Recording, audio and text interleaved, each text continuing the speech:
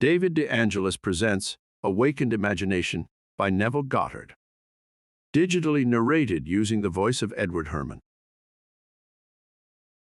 To Bill. Imagination, the real and eternal world of which this vegetable universe is but a faint shadow. What is the life of man but art and science?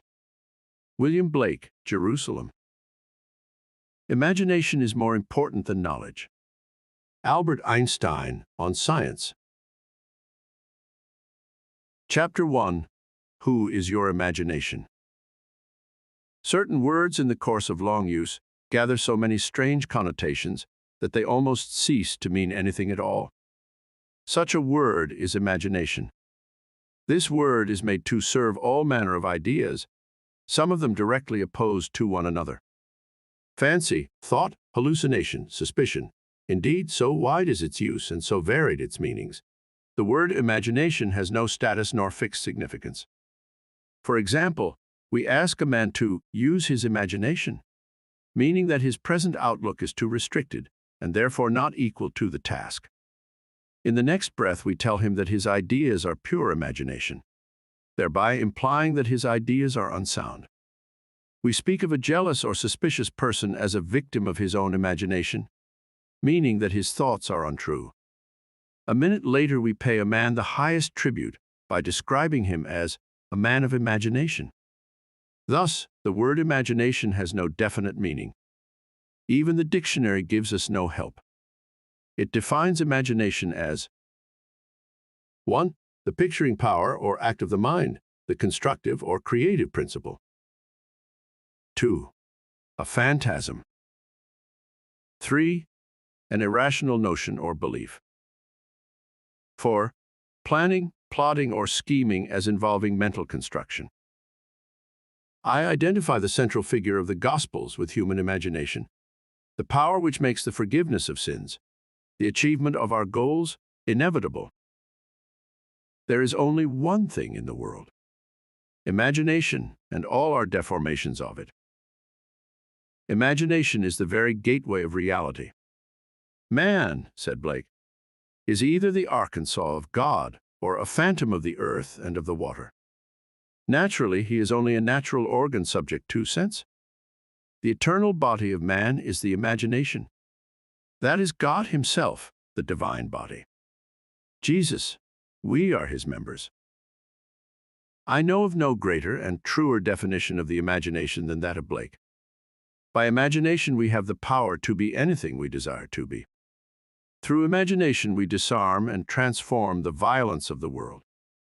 Our most intimate as well as our most casual relationships become imaginative as we awaken to the mystery hid from the ages, that Christ in us is our imagination. We then realize that only as we live by imagination can we truly be said to live at all. I want this book to be the simplest, clearest, frankest work I have the power to make it, that I may encourage you to function imaginatively, that you may open your immortal eyes inwards into the worlds of thought, where you behold every desire of your heart as ripe grain, white already to harvest. I am come that they might have life, and that they might have it more abundantly. John 10:10. The abundant life that Christ promised us is ours to experience now, but not until we have the sense of Christ as our imagination can we experience it. This is the mystery which I am ever striving to realize more keenly myself and to urge upon others. Imagination is our Redeemer, the Lord from heaven, born of man, but not begotten of man. Every man is Mary, and birth to Christ must give. If the story of the Immaculate Conception won and birth of Christ appears irrational to man, it is only because it is misread as biography, history, and cosmology, and the modern explorers of the imagination do not help by calling it the unconscious or subconscious mind. Imagination's birth and growth is the gradual transition from a God of tradition to a God of experience. If the birth of Christ in man seems slow, it is only because man is unwilling to let go the comfortable but false anchorage of tradition. When imagination is discovered as the first principle of religion, the stone of literal understanding will have felt the rod of Moses and, like the rock of Zin, issue forth the water of psychological meaning to quench the thirst of humanity. And all who take the proffered cup and live a life according to this truth will transform the water of psychological meaning into the wine of forgiveness. Then, like the Good Samaritan, they will pour it on the wounds of all. The Son of God is not to be found in history, nor in any external form. He can only be found as the imagination of him in whom his presence becomes manifest. Oh, would thy heart but be a manger for his birth! God would once more become a child on earth. Man is the garden in which this only begotten Son of God sleeps. He awakens this Son by lifting his imagination up to heaven and clothing men in godlike stature. We must go on imagining better than the best we know. Man, in the moment of his awakening to the imaginative life, must meet the test of sonship. The supreme test of sonship is the forgiveness of sin. The test that your imagination is Christ Jesus, the Son of God, is your ability to forgive sin. Sin means missing one's mark in life, falling short of one's ideal, failing to achieve one's aim. Forgiveness means identification of man with his ideal or aim in life. This is the work of awakened imagination, the supreme work, for it tests man's ability to enter into and partake of the nature of his opposite. Let the weak man say, "I am strong," Joel 3:10. Reasonably, this is impossible. Only awakened imagination can enter into and partake of the nature of its opposite. This conception of Christ Jesus as human imagination raises these fundamental questions. Is imagination a power sufficient, not merely to enable me to assume that I am strong, but is it also of itself capable of executing the idea? Suppose that I desire to be in some other place or situation. Could I, by imagining myself into such a state and place, bring about their physical realization?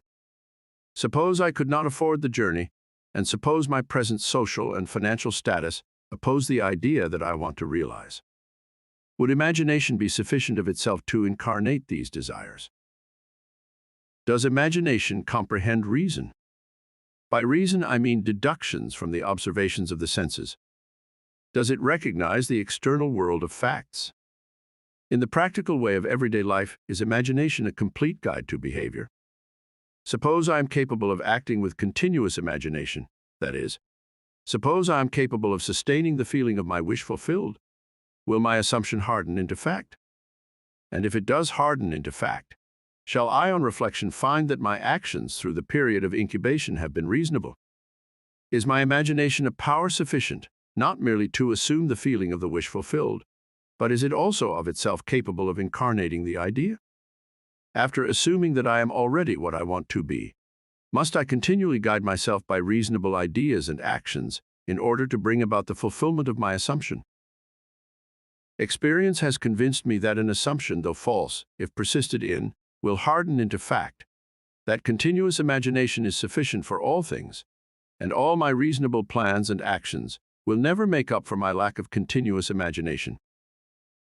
Is it not true that the teachings of the Gospels can only be received in terms of faith, and that the Son of God is constantly looking for signs of faith in people, that is, faith in their own imagination? Is not the promise, "Believe that ye receive, and ye shall receive," Mark 11:24, is the same as "Imagine that you are, and you shall be"? Was it not an imaginary state in which Moses endured, as seeing him who is invisible? Hebrews 11:27. Was it not by the power of his own imagination that he endured? Truth depends upon the intensity of the imagination, not upon external facts. Facts are the fruit bearing witness of the use or misuse of the imagination. Man becomes what he imagines. He has a self-determined history. Imagination is the way, the truth, the life revealed. We cannot get hold of truth with the logical mind. Where the natural man of sense sees a bud, imagination sees a rose full-blown. Truth cannot be encompassed by facts. As we awaken to the imaginative life, we discover that to imagine a thing is so makes it so, that a true judgment need not conform to the external reality to which it relates. The imaginative man does not deny the reality of the sensuous outer world of becoming, but he knows that it is the inner world of continuous imagination that is the force by which the sensuous outer world of becoming is brought to pass. He sees the outer world and all its happenings as projections of the inner world of imagination. To him, everything is a manifestation of the mental activity which goes on in man's imagination, without the sensuous, reasonable man being aware of it. But he realizes that every man must become conscious of this inner activity and see the relationship between the inner causal world of imagination and the sensuous outer world of effects. It is a marvelous thing to find that you can imagine yourself into the state of your fulfilled desire and escape from the jails which ignorance built. The real man is a magnificent imagination. It is this self that must be awakened. The moment man discovers that his imagination is Christ, he accomplishes acts which on this level can only be called miraculous. But until man has the sense of Christ as his imagination, he will see everything in pure objectivity without any subjective relationship. Not realizing that all that he encounters is part of himself, he rebels at the thought that he has chosen the conditions of his life, that they are related by affinity to his own mental activity. Man must firmly come to believe that reality lies within him and not without. Although others have bodies, a life of their own, their reality is rooted in you, ends in you, as yours ends in God. Chapter 2. Sealed Instructions. The first power that meets us at the threshold of the soul's domain is the power of imagination. Dr. Franz Hartmann. I was first made conscious of the power, nature, and redemptive function of imagination through the teachings of my friend Abdullah, and through subsequent experiences I learned that Jesus was a symbol of the coming of imagination to man, that the test of his birth in man was the individual's ability to forgive sin, that is, his ability to identify himself or another with his aim in life. Without the identification of man with his aim, the forgiveness of sin is an impossibility, and only the Son of God can forgive sin. Therefore, man's ability to identify himself with his aim, though reason and his senses deny it, is proof of the birth of Christ in him. To passively surrender to appearances and bow before the evidence of facts is to confess that Christ is not yet born in you. Although this teaching shocked and repelled me at first, for I was a convinced and earnest Christian, and did not then know that Christianity could not be inherited by the mere accident of birth, but must be consciously adopted as a way of life, it stole later on, through visions, mystical revelations, and practical experiences, into my understanding and found its interpretation in a deeper mood. But I must confess that it is a trying time when those things are shaken, which one has always taken for granted. Not one stone of literal understanding will be left after one drinks the water of psychological meaning. All that has been built up by natural religion is cast into the flames of mental fire. Yet, what better way is there to understand Christ Jesus than to identify the central character of the Gospels with human imagination, knowing that every time you exercise your imagination lovingly on behalf of another, you are literally mediating God to man, and thereby feeding and clothing Christ Jesus, and that whenever you imagine evil against another, you are literally beating and crucifying Christ Jesus. Every imagination of man is either the cup of cold water or the sponge of vinegar to the parched lips of Christ. Let none of you imagine evil in your hearts against his neighbor, warned the prophet Zechariah. When man heeds this advice, he will awake from the imposed sleep of Adam into the full consciousness of the Son of God. He is in the world, and the world is made by him, and the world knows him not. Human imagination. I asked myself many times, if my imagination is Christ Jesus and all things are possible to Christ Jesus, are all things possible to me? Through experience, I have come to know that when I identify myself with my aim in life, then Christ is awake in me. Christ is sufficient for all things. What a comfort it is to know that all that I experience is the result of my own standard of beliefs, that I am the center of my own web of circumstances, and that as I change, so must my outer world.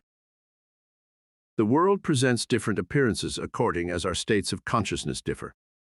What we see when we are identified with a state cannot be seen when we are no longer fused with it. By state is meant all that man believes and consents to as true. No idea presented to the mind can realize itself unless the mind accepts it. It depends on the acceptance, the state with which we are identified, how things present themselves. In the fusion of imagination and states is to be found the shaping of the world as it seems. The world is a revelation of the states with which imagination is fused. It is the state from which we think that determines the objective world in which we live. The rich man, the poor man, the good man, the thief, are what they are by virtue of the states from which they view the world. On the distinction between these states depends the distinction between the worlds of these men. Individually so different is this same world. It is not the actions and behavior of the good man that should be matched, but his point of view.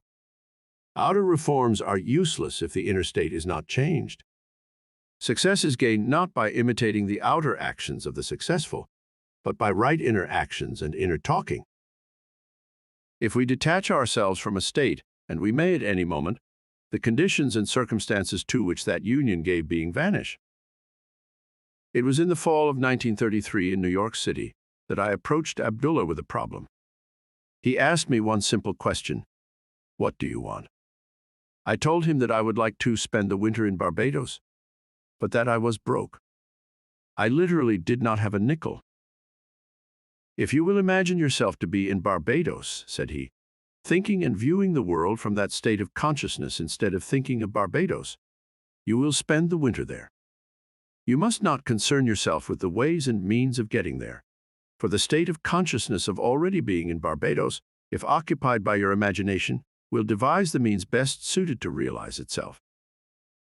Man lives by committing himself to invisible states, by fusing his imagination with what he knows to be other than himself. And in this union, he experiences the results of that fusion. No one can lose what he has, save by detachment from the state where the things experienced have their natural life. You must imagine yourself right into the state of your fulfilled desire," Abdullah told me, "and fall asleep viewing the world from Barbados. The world which we describe from observation must be as we describe it relative to ourselves. Our imagination connects us with the state desired. But we must use imagination masterfully, not as an onlooker thinking of the end, but as a partaker thinking from the end. We must actually be there in imagination. If we do this, our subjective experience will be realized objectively." "This is not mere fancy," said he, "but a truth you can prove by experience." His appeal to enter into the wish fulfilled was the secret of thinking from the end. Every state is already there as mere possibility, as long as you think of it, but is overpoweringly real when you think from it. Thinking from the end is the way of Christ. I began right there and then fixing my thoughts beyond the limits of sense, beyond that aspect to which my present state gave being, towards the feeling of already being in Barbados and viewing the world from that standpoint. He emphasized the importance of the state from which man views the world as he falls asleep.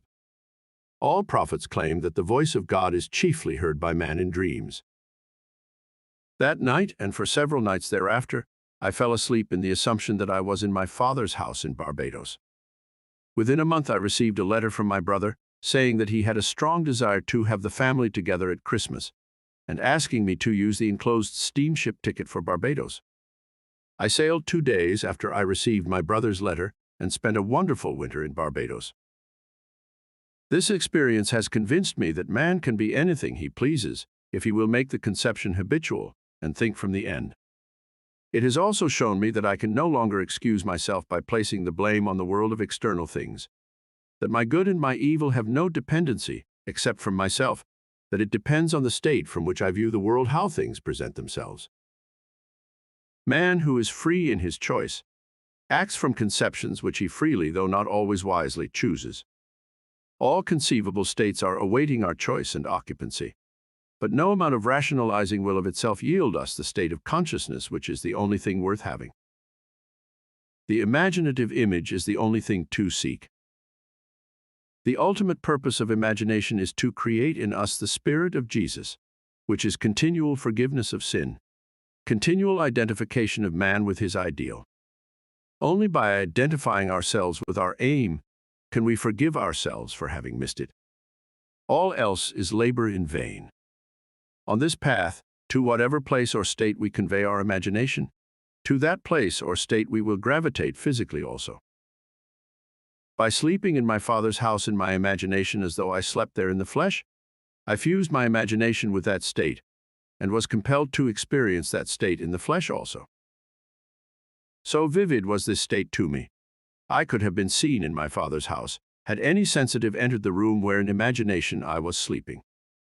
A man can be seen where in imagination he is, for a man must be where his imagination is, for his imagination is himself. This I know from experience, for I have been seen by a few to whom I desired to be seen, when physically I was hundreds of miles away. I, by the intensity of my imagination and feeling, imagining and feeling myself to be in Barbados, instead of merely thinking of Barbados, had spanned the vast Atlantic to influence my brother into desiring my presence to complete the family circle at Christmas. Thinking from the end, from the feeling of my wish fulfilled, was the source of everything that happened as outer cause, such as my brother's impulse to send me a steamship ticket, and it was also the cause of everything that appeared as results. In Ideas of Good and Evil, W.B. Yeats, having described a few experiences similar to this experience of mine, writes, "If all who have described events like this have not dreamed, we should rewrite our histories, for all men, certainly all imaginative men, must be forever casting forth enchantments, glamour, illusions, and all men, especially tranquil men who have no powerful egotistic life, must be continually passing under their power. Determined imagination, thinking from the end, is the beginning of all miracles." I would like to give you an immense belief in miracles, but a miracle is only the name given by those who have no knowledge of the power and function of imagination to the works of imagination. Imagining oneself into the feeling of the wish fulfilled is the means by which a new state is entered. This gives the state the quality of isness.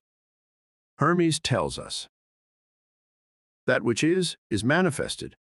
That which has been or shall be is unmanifested, but not dead, for soul, the eternal activity of God, animates all things." The future must become the present in the imagination of the one who would wisely and consciously create circumstances. We must translate vision into being, thinking of into thinking from.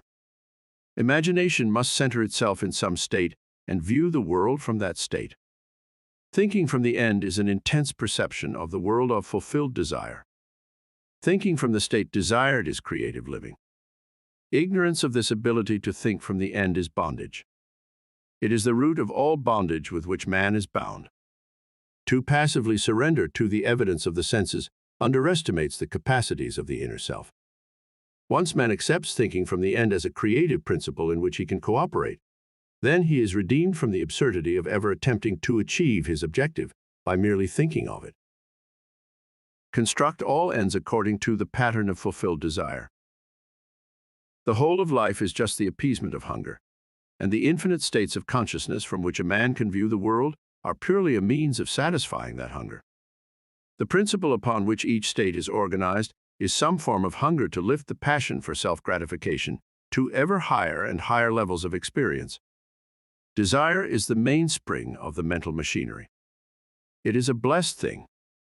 It is a right and natural craving, which has a state of consciousness as its right and natural satisfaction. It is necessary to have an aim in life. Without an aim, we drift. "What wantest thou of me?" is the implied question asked most often by the central figure of the Gospels. In defining your aim, you must want it. It is lack of this passionate direction to life that makes man fail of accomplishment. The spanning of the bridge between desire, thinking of, and satisfaction, thinking from, is all important. We must move mentally from thinking of the end to thinking from the end. This, reason could never do. By its nature, it is restricted to the evidence of the senses. But imagination, having no such limitation, can. Desire exists to be gratified in the activity of imagination. Through imagination, man escapes from the limitation of the senses and the bondage of reason. There is no stopping the man who can think from the end. Nothing can stop him. He creates the means and grows his way out of limitation into ever greater and greater mansions of the Lord. It does not matter what he has been or what he is. All that matters is, what does he want? He knows that the world is a manifestation of the mental activity which goes on within himself, so he strives to determine and control the ends from which he thinks.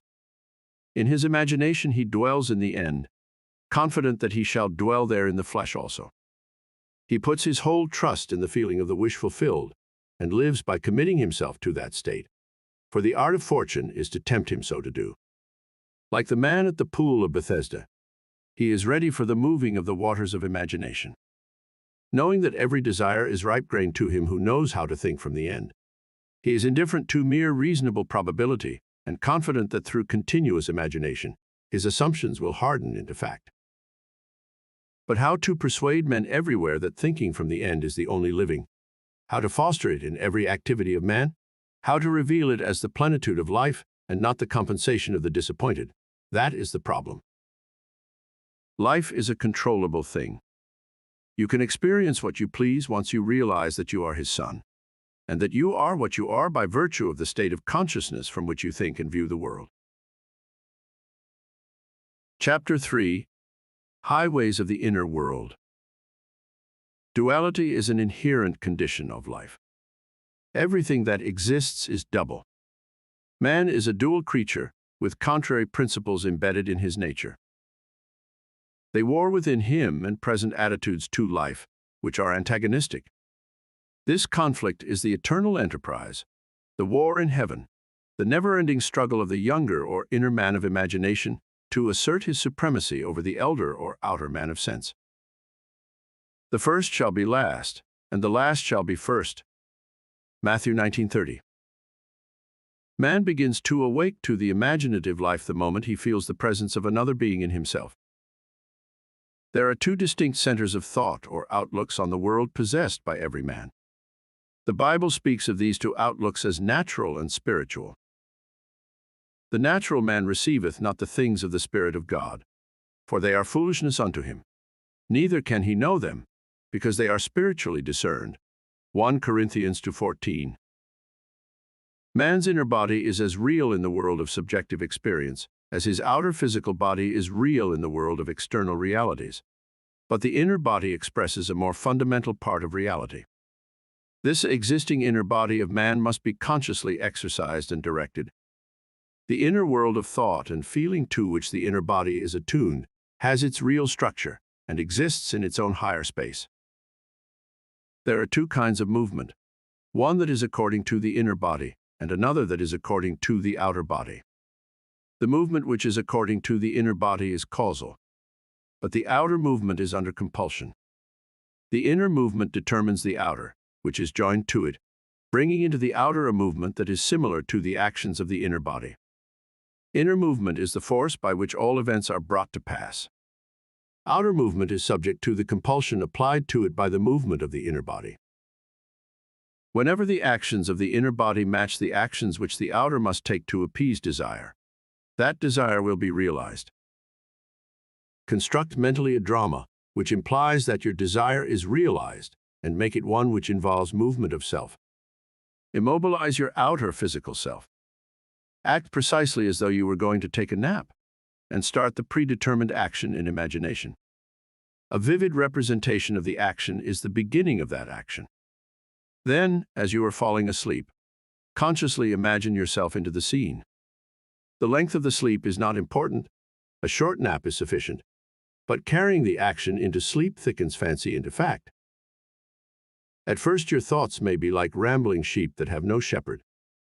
Don't despair. Should your attention stray 70 times 7, bring it back 70 times 7 to its predetermined course, until from sheer exhaustion it follows the appointed path.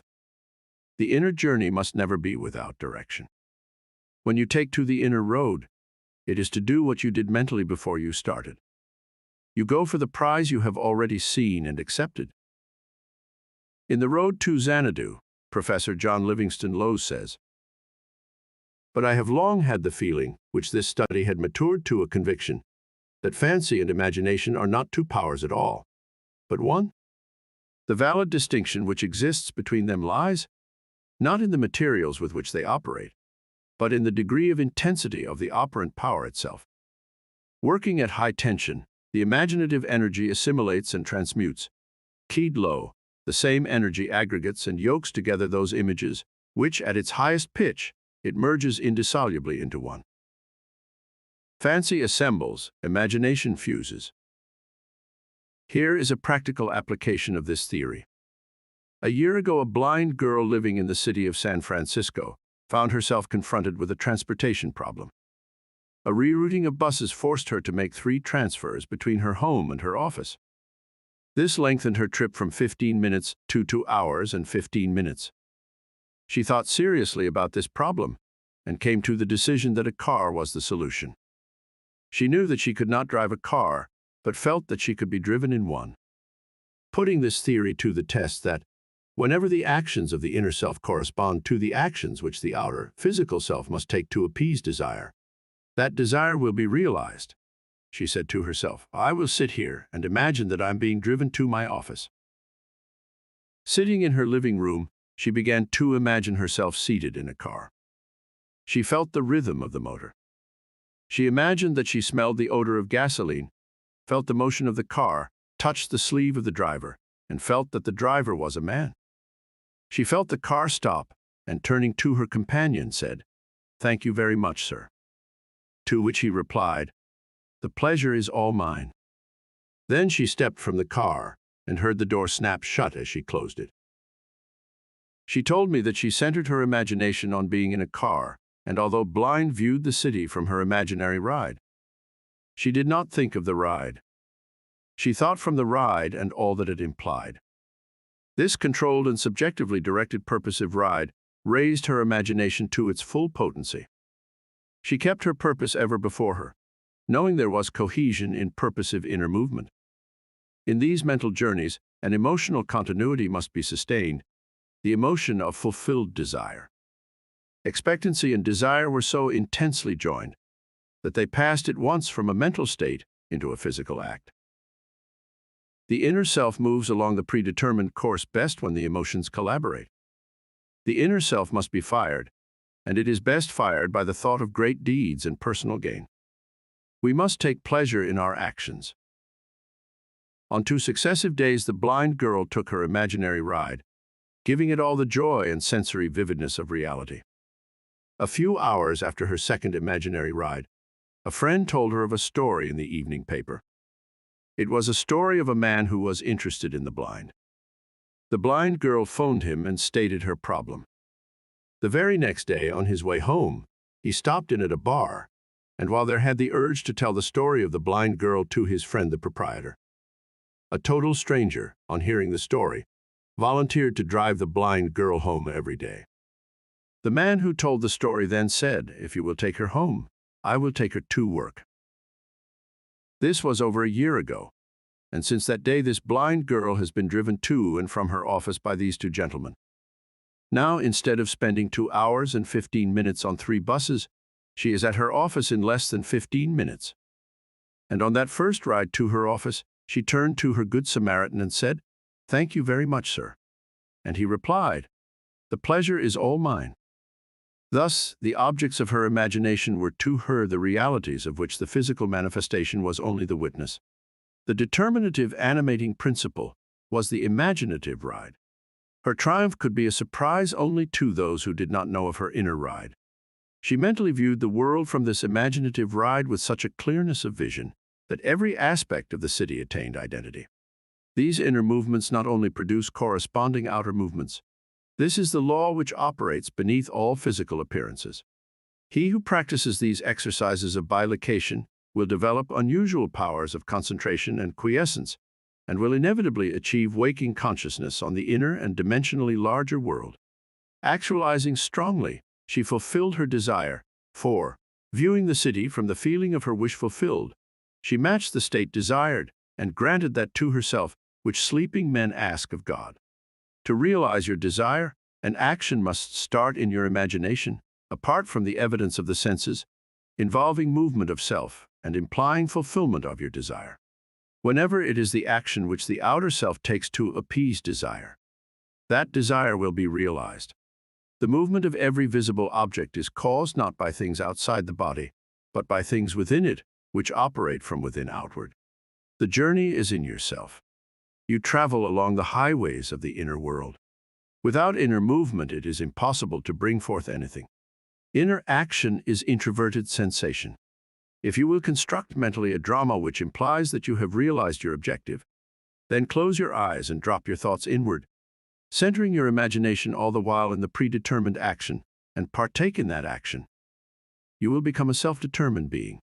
Inner action orders all things according to the nature of itself.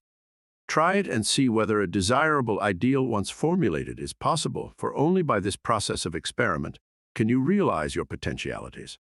It is thus that this creative principle is being realized. So the clue to purposive living is to center your imagination in the action and feeling of fulfilled desire with such awareness, such sensitiveness, that you initiate and experience movement upon the inner world. Ideas only act if they are felt, if they awaken inner movement. Inner movement is conditioned by self-motivation, outer movement by compulsion. Chapter 4. The Pruning Shears of Revision. The very first act of correction or cure is always revise. One must start with oneself. It is one's attitude that must be changed. What we are, that only can we see. Emerson. It is a most healthy and productive exercise to daily relive the day as you wish you had lived it, revising the scenes to make them conform to your ideals.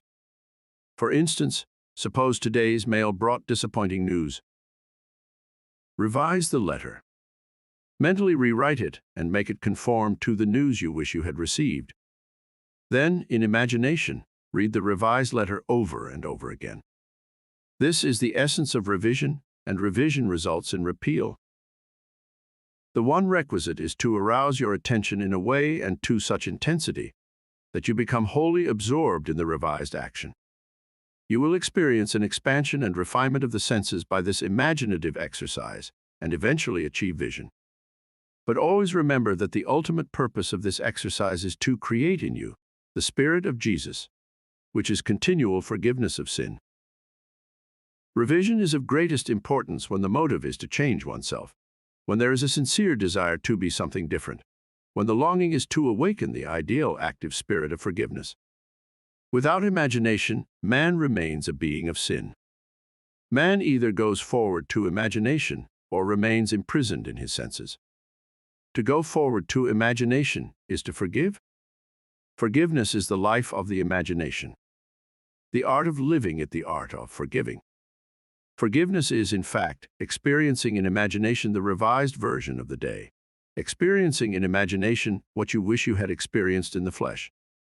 Every time one really forgives, that is, every time one relives the event as it should have been lived, one is born again. Father, forgive them is not the plea that comes once a year, but the opportunity that comes every day. The idea of forgiving is a daily possibility, and if it is sincerely done, it will lift man to higher and higher levels of being. He will experience a daily Easter, and Easter is the idea of rising transformed, and that should be almost a continuous process. Freedom and forgiveness are indissolubly linked. Not to forgive is to be at war with ourselves, for we are freed according to our capacity to forgive. Forgive, and you shall be forgiven. Luke 6:37. Forgive, not merely from a sense of duty or service. Forgive because you want to. Thy ways are ways of pleasantness, and all thy paths are peace. Proverbs 3:17. You must take pleasure in revision. You can forgive others effectively only when you have a sincere desire to identify them with their ideal. Duty has no momentum. Forgiveness is a matter of deliberately withdrawing attention from the unrevised day and giving it full strength and joyously to the revised day. If a man begins to revise even a little of the vexations and troubles of the day, then he begins to work practically on himself. Every revision is a victory over himself, and therefore a victory over his enemy. And his household is his state of mind.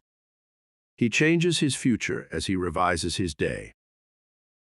When a man practices the art of forgiveness, of revision, however factual the scene on which sight then rests, he revises it with his imagination and gazes on one never before witnessed.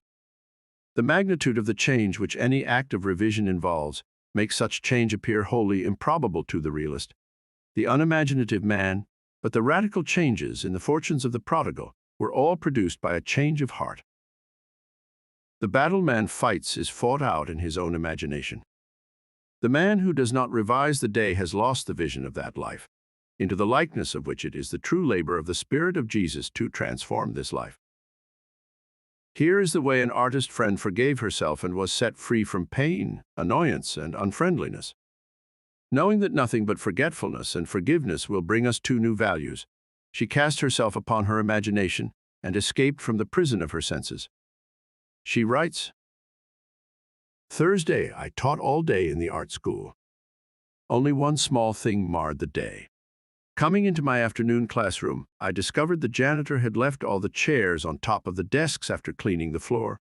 As I lifted a chair down, it slipped from my grasp and struck me a sharp blow on the instep of my right foot. I immediately examined my thoughts and found that I had criticized the man for not doing his job properly. Since he had lost his helper, I realized he probably felt he had done more than enough, and it was an unwanted gift that had bounced and hit me on the foot. Looking down at my foot, I saw both my skin and nylons were intact, so forgot the whole thing. That night, after I had been working intensely for about 3 hours on a drawing, I decided to make myself a cup of coffee. To my utter amazement, I couldn't manage my right foot at all, and it was giving out great bumps of pain. I hopped over to a chair and took off my slipper to look at it. The entire foot was a strange purplish pink, swollen out of shape and red-hot. I tried walking on it and found that it just flapped. I had no control over it whatsoever. It looked like one of two things. Either I had cracked a bone when I dropped the chair on it, or something could be dislocated. No use speculating what it is. Better get rid of it right away. So I became quiet, all ready to melt myself into light. To my complete bewilderment, my imagination refused to cooperate. It just said no. This sort of thing often happens when I am painting. I just started to argue, why not? It just kept saying no. Finally, I gave up and said, "You know I am in pain. I am trying hard not to be frightened, but you are the boss. What do you want to do?"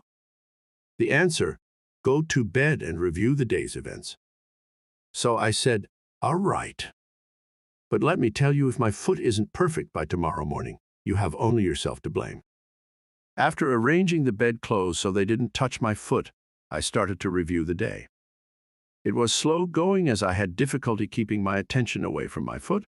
I went through the whole day, saw nothing to add to the chair incident. But when I reached the early evening, I found myself coming face to face with a man who for the past year has made a point of not speaking. The first time this happened, I thought he had grown deaf. I had known him since school days, but we had never done more than say hello and comment on the weather. Mutual friends assured me I had done nothing, that he had said he never liked me, and finally decided it was not worthwhile speaking. I had said hi. He hadn't answered. I found that I thought, poor guy, what a horrid state to be in. I shall do something about this ridiculous state of affairs. So, in my imagination, I stopped right there and redid the scene. I said hi, he answered hi, and smiled. I now thought, good old Ed. I ran the scene over a couple of times and went on to the next incident and finished up the day. Now what? Do we do my foot or the concert? I had been melting and wrapping up a wonderful present of courage and success for a friend who was to make her debut the following day, and I had been looking forward to giving it to her tonight. My imagination sounded a little bit solemn as it said, "Let us do the concert. It will be more fun. But first, couldn't we just take my perfectly good imagination foot out of this physical one before we start?" I pleaded. "By all means." That done, I had a lovely time at the concert, and my friend got a tremendous ovation. By now, I was very, very sleepy and fell asleep doing my project. The next morning, as I was putting on my slipper, I suddenly had a quick memory picture of withdrawing a discolored and swollen foot from the same slipper. I took my foot out and looked at it. It was perfectly normal in every respect. There was a tiny pink spot on the instep where I remembered I had hit it with the chair. What a vivid dream that was! I thought and dressed. While waiting for my coffee, I wandered over to my drafting table and saw that all my brushes were lying helter-skelter and unwashed. Whatever possessed you to leave your brushes like that? Don't you remember? It was because of your foot. So it hadn't been a dream after all, but a beautiful healing. She had won by the art of revision what she would never have won by force. We should take our life not as it appears to be, but from the vision of this artist, from the vision of the world made perfect, that is buried under all minds, buried and waiting for us to revise the day. We are led to believe a lie when we see with, not through the eye. Blake. A revision of the day, and what she held to be so stubbornly real, was no longer so to her, and, like a dream, had quietly faded away. You can revise the day to please yourself, and by experiencing in imagination, the revised speech and actions not only modify the trend of your life story, but turn all its discords into harmonies. The one who discovers the secret of revision cannot do otherwise than let himself be guided by love. Your effectiveness will increase with practice. Revision is the way by which right can find its appropriate might. Resist not evil, for all passionate conflicts result in an interchange of characteristics. To know the truth, you must live the truth, and to live the truth, your inner actions must match the actions of your fulfilled desire. Expectancy and desire must become one. Your outer world is only actualized inner movement. Through ignorance of the law of revision, those who take to warfare are perpetually defeated. Only concepts that idealize depict the truth. Your ideal of man is his truest self. It is because I firmly believe that whatever is most profoundly imaginative is, in reality, most directly practical, that I ask you to live imaginatively and to think into, and to personally appropriate, the transcendent saying, Christ in you, the hope of glory. Don't blame, only resolve. It is not man and the earth at their loveliest, but you practicing the art of revision make paradise. The evidence of this truth can lie only in your own experience of it. Try revising the day. It is to the pruning shears of revision that we owe our prime fruit. Chapter 5. The Coin of Heaven. Persuasion is an inner effort of intense attention. To listen attentively as though you heard is to evoke, to activate. By listening, you can hear what you want to hear and persuade those beyond the range of the outer ear. Speak it inwardly in your imagination only. Make your inner conversation match your fulfilled desire. What you desire to hear without, you must hear within. Embrace the without within and become one who hears only that which implies the fulfillment of his desire. And all the external happenings in the world will become a bridge leading to the objective realization of your desire. Your inner speech is perpetually written all around you in happenings. Learn to relate these happenings to your inner speech, and you will become self-taught. By inner speech is meant those mental conversations which you carry on with yourself. They may be inaudible when you are awake because of the noise and distractions of the outer world of becoming, but they are quite audible in deep meditation and dream. But whether they be audible or inaudible, you are their author and fashion your world in their likeness. There is a God in heaven, and heaven is within you, that revealeth secrets, and maketh known to the king Nebuchadnezzar what shall be in the latter days. Thy dream and the visions of thy head upon thy bed are these. Daniel 2:28. Inner speech from premises of fulfilled desire is the way to create an intelligible world for yourself. Observe your inner speech, for it is the cause of future action. Inner speech reveals the state of consciousness from which you view the world. Make your inner speech match your fulfilled desire, for your inner speech is manifested all around you in happenings. The whole manifested world goes to show us what use we have made of the word, inner speech. An uncritical observation of our inner talking will reveal to us the ideas from which we view the world. Inner talking mirrors our imagination, and our imagination mirrors the state with which it is fused.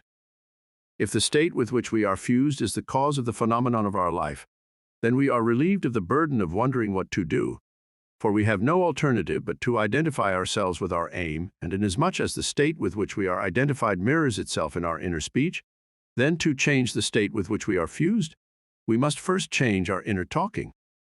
It is our inner conversations which make tomorrow's facts. Our minds, like our stomachs, are whetted by change of food. Quintillion. Stop all of the old mechanical negative inner talking and start a new positive and constructive inner speech from premises of fulfilled desire. Inner talking is the beginning, the sowing of the seeds of future action. To determine the action, you must consciously initiate and control your inner talking. Construct a sentence which implies the fulfillment of your aim, such as, I have a large, steady, dependable income, consistent with integrity and mutual benefit, or I am happily married. I am wanted. I am contributing to the good of the world, and repeat such a sentence over and over until you are inwardly affected by it. Our inner speech represents in various ways the world we live in. Ends run true to origins.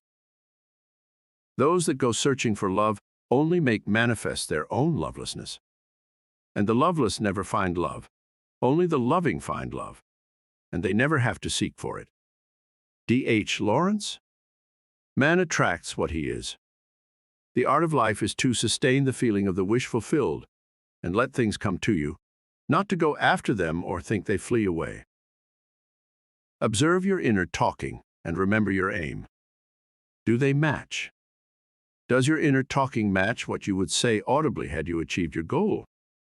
The individual's inner speech and actions attract the conditions of his life.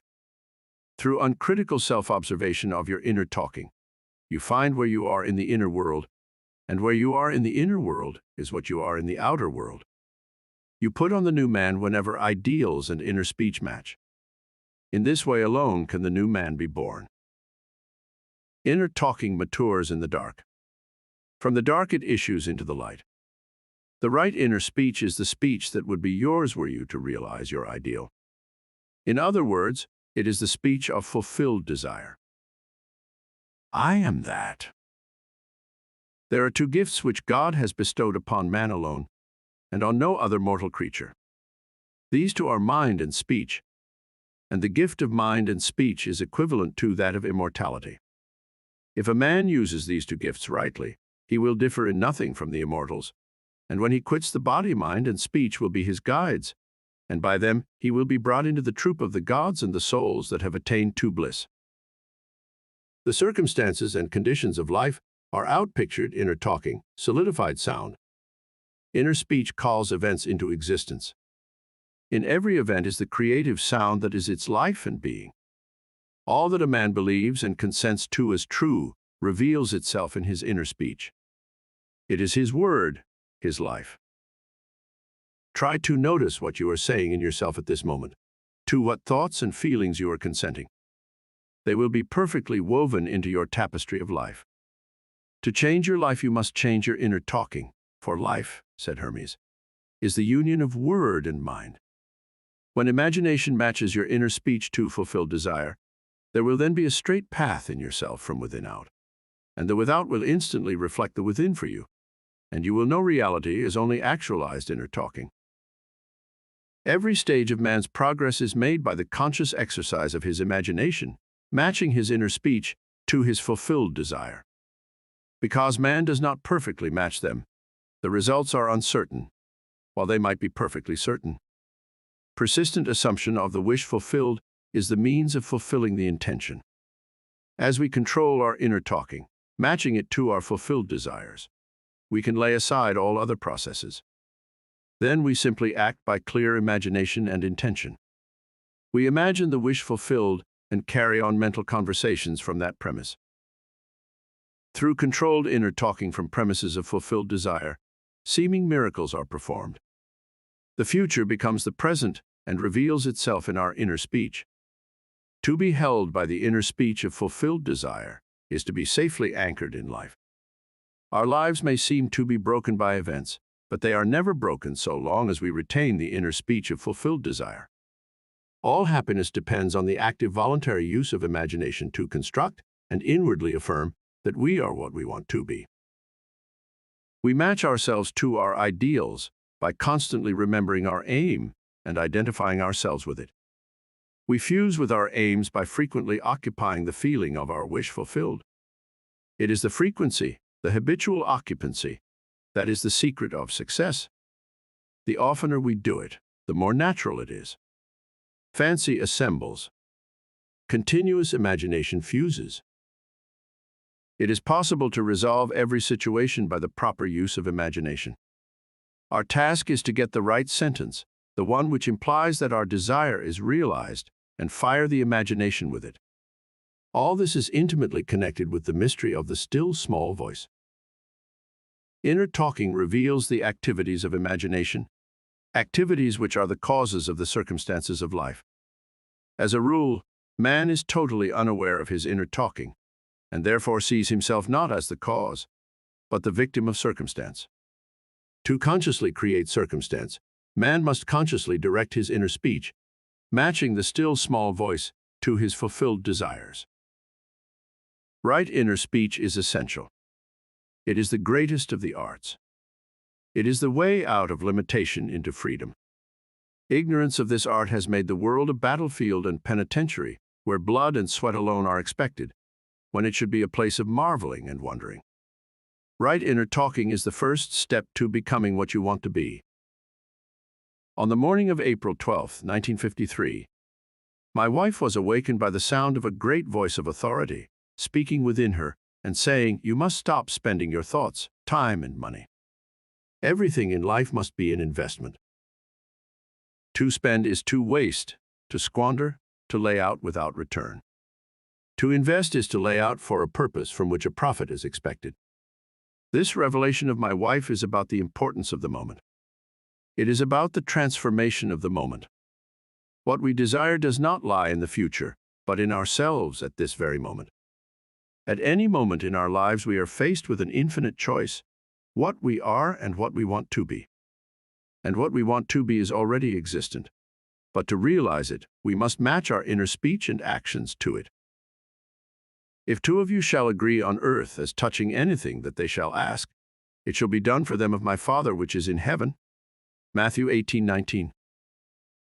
It is only what is done now that counts. The present moment does not recede into the past. It advances into the future to confront us, spent or invested. Thought is the coin of heaven. Money is its earthly symbol.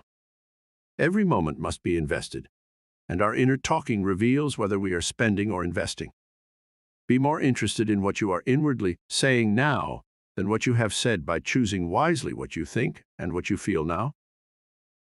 Any time we feel misunderstood, misused, neglected, suspicious, afraid, we are spending our thoughts and wasting our time.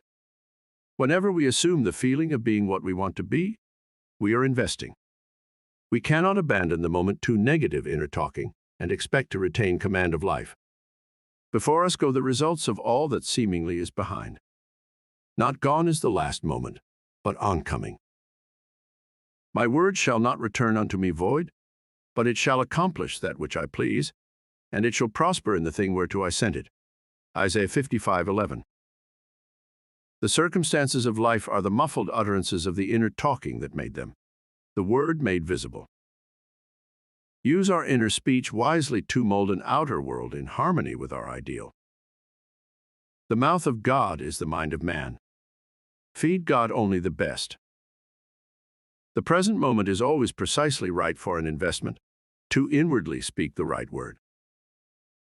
You choose life and good and blessings by being that which you choose. Like is known to like alone. Make your inner speech bless and give good reports. Man's ignorance of the future is the result of his ignorance of his inner talking. His inner talking mirrors his imagination, and his imagination is a government in which the opposition never comes into power. If the reader asks, what if the inner speech remains subjective and is unable to find an object for its love? The answer is, it will not remain subjective, for the very simple reason that inner speech is always objectifying itself. What frustrates and festers and becomes the disease that afflicts humanity is man's ignorance of the art of matching inner words to fulfilled desire. Inner speech mirrors imagination, and imagination is Christ. Alter your inner speech, and your perceptual world changes. Whenever inner speech and desire are in conflict, inner speech invariably wins. Because inner speech objectifies itself, it is easy to see that if it matches desire, desire will be objectively realized. Chapter 6. It is within. The inner world was as real to Blake as the outer land of waking life. He looked upon his dreams and visions as the realities of the forms of nature. Blake reduced everything to the bedrock of his own consciousness. The kingdom of heaven is within you. Luke 17:21. The real man, the imaginative man, has invested the outer world with all of its properties. The apparent reality of the outer world, which is so hard to dissolve, is only proof of the absolute reality of the inner world of his own imagination. The world which is described from observation is a manifestation of the mental activity of the observer. When man discovers that his world is his own mental activity made visible, that no man can come unto him except he draws him, and that there is no one to change but himself, his own imaginative self, his first impulse is to reshape the world in the image of his ideal. But his ideal is not so easily incarnated. In that moment when he ceases to conform to external discipline, he must impose upon himself a far more rigorous discipline, the self-discipline upon which the realization of his ideal depends. Imagination is not entirely untrammeled and free to move at will without any rules to constrain it. In fact, the contrary is true. Imagination travels according to habit. Imagination has choice, but it chooses according to habit. Awake or asleep, man's imagination is constrained to follow certain definite patterns.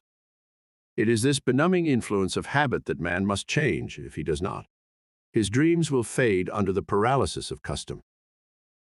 Imagination, which is Christ in man, is not subject to the necessity to produce only that which is perfect and good.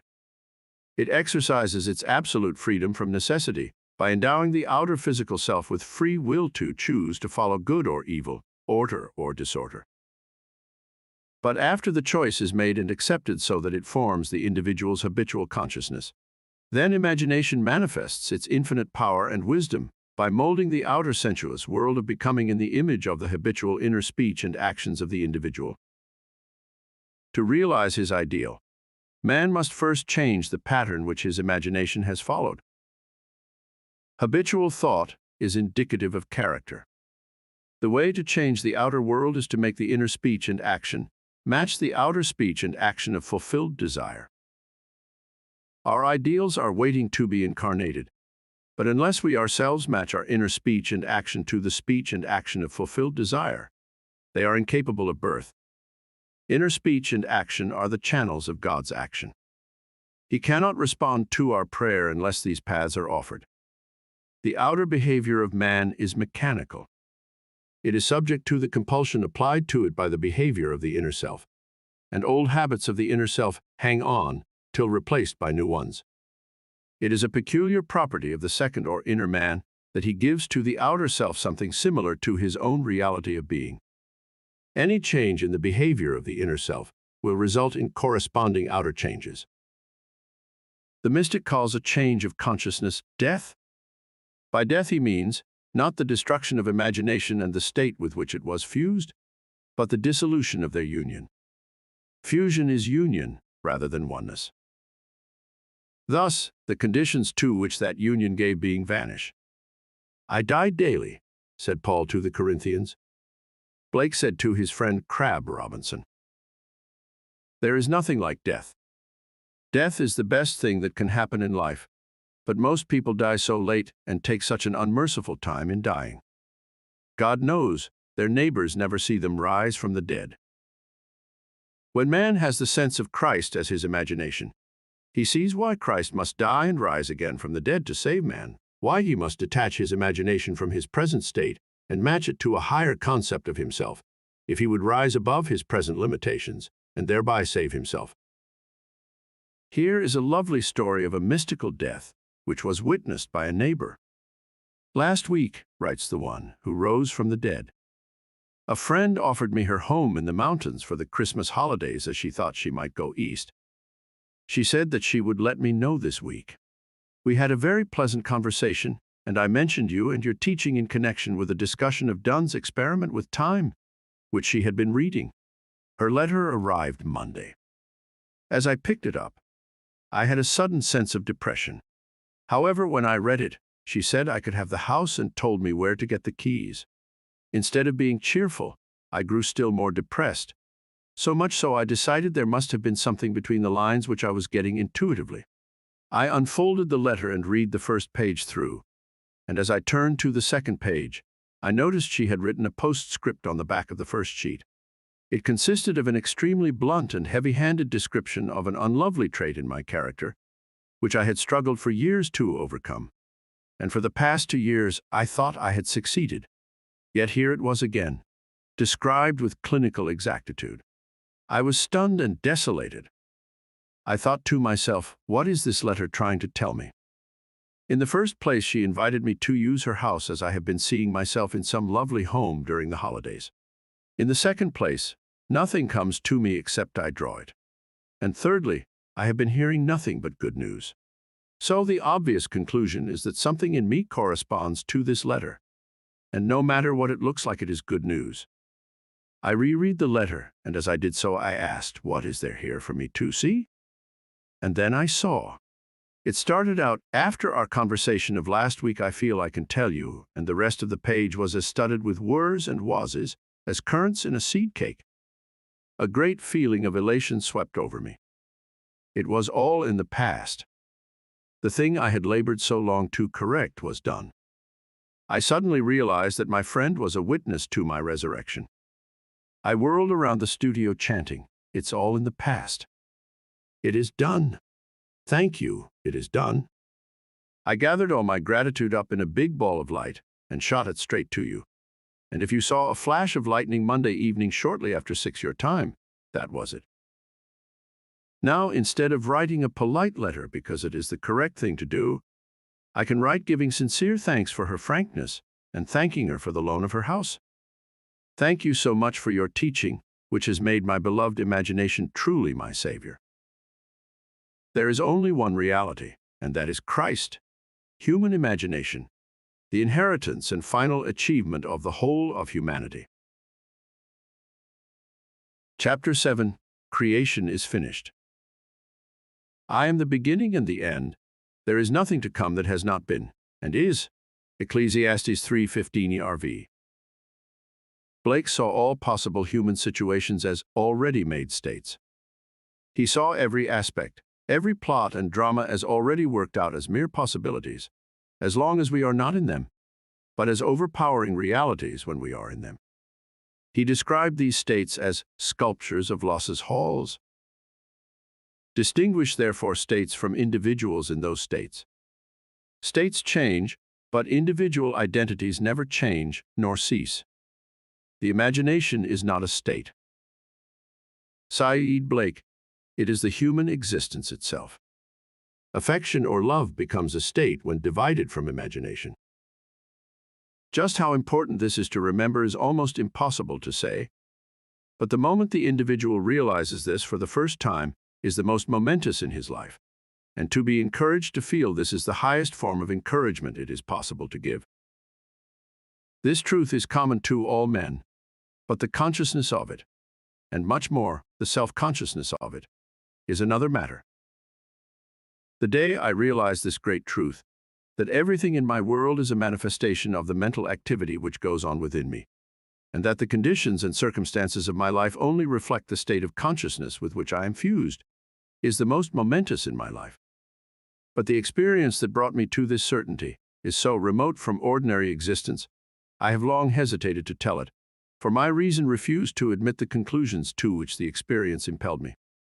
Nevertheless, this experience revealed to me that I am supreme within the circle of my own state of consciousness, and that it is the state with which I am identified that determines what I experience.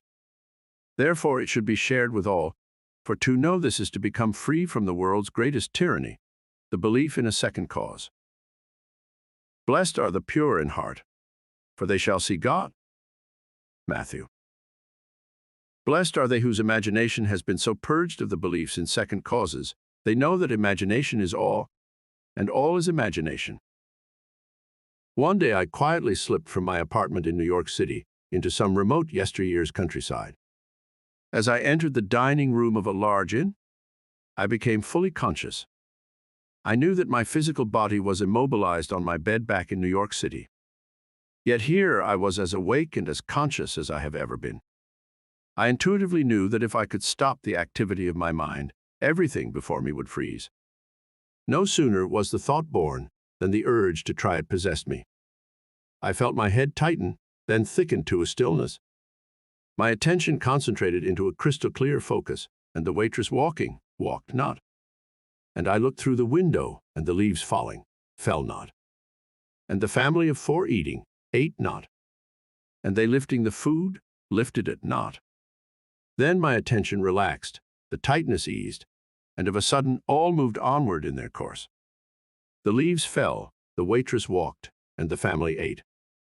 Then I understood Blake's vision of the sculptures of Los's halls. Creation is finished. The world of creation is finished, and its original is within us. We saw it before we set forth, and have since been trying to remember it and to activate sections of it. There are infinite views of it. Our task is to get the right view, and by determined direction of our attention, make it pass in procession before the inner eye. If we assemble the right sequence and experience it in imagination until it has the tone of reality, then we consciously create circumstances. This inner procession is the activity of imagination that must be consciously directed. We, by a series of mental transformations, become aware of increasing portions of that which already is, and by matching our own mental activity to that portion of creation which we desire to experience, we activate it, resurrect it, and give it life. This experience of mind not only shows the world as a manifestation of the mental activity of the individual observer, but it also reveals our course of time as jumps of attention between eternal moments. An infinite abyss separates any 2 moments of ours. We, by the movements of our attention, give life to the sculptures of Los's halls. Think of the world as containing an infinite number of states of consciousness from which it could be viewed. Think of these states as rooms or mansions in the house of God, and like the rooms of any house, they are fixed relative to one another. But think of yourself, the real self, the imaginative you, as the living, moving occupant of God's house. Each room contains some of Los's sculptures, with infinite plots and dramas and situations already worked out but not activated. They are activated as soon as human imagination enters and fuses with them. Each represents certain mental and emotional activities. To enter a state, man must consent to the ideas and feelings which it represents. These states represent an infinite number of possible mental transformations which man can experience. To move into another state or mansion necessitates a change of beliefs. All that you could ever desire is already present and only waits to be matched by your beliefs. But it must be matched, for that is the necessary condition by which alone it can be activated and objectified. Matching the beliefs of a state is the seeking that finds, the knocking to which it is opened, the asking that receives. Go in and possess the land. The moment man matches the beliefs of any state, he fuses with it, and this union results in the activation and projection of its plots, plans, dramas, and situations. It becomes the individual's home from which he views the world. It is his workshop, and if he is observant, he will see outer reality shaping itself upon the model of his imagination. It is for this purpose of training us in image-making that we were made subject to the limitations of the senses and clothed in bodies of flesh. It is the awakening of the imagination, the returning of his Son, that our Father waits for.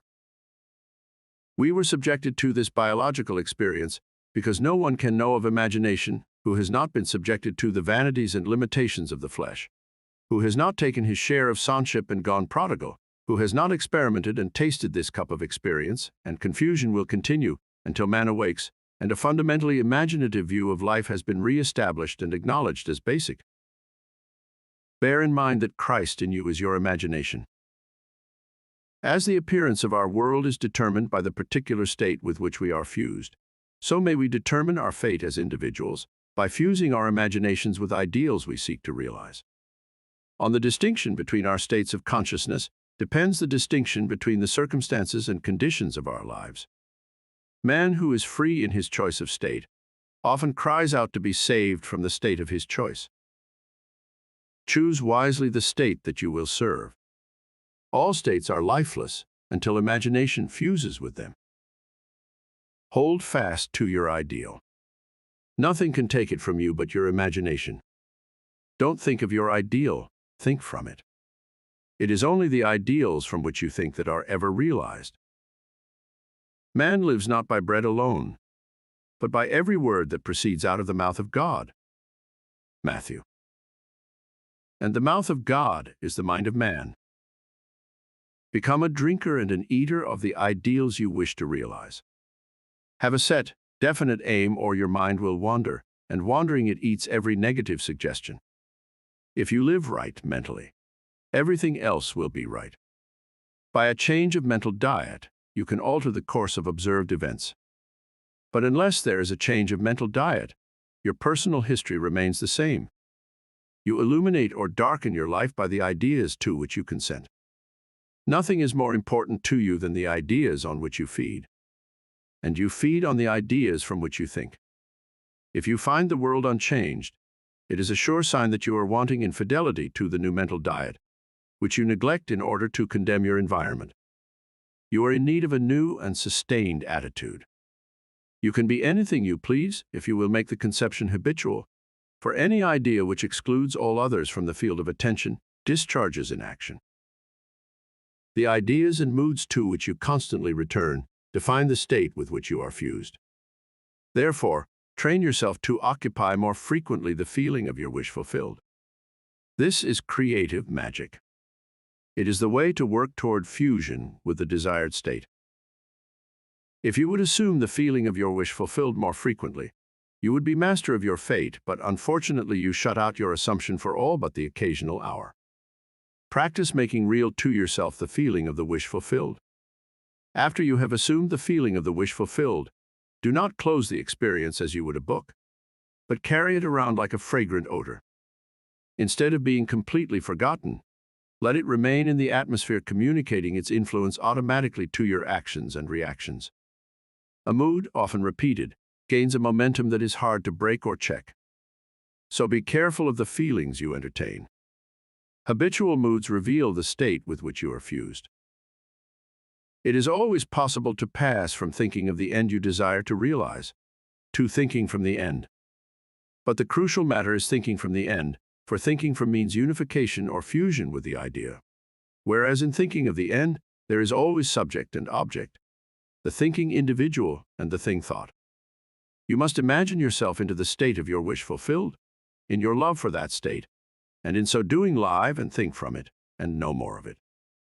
You pass from thinking of to thinking from, by centering your imagination in the feeling of the wish fulfilled. This recording of Awakened Imagination by Neville Goddard was presented by David De Angelis.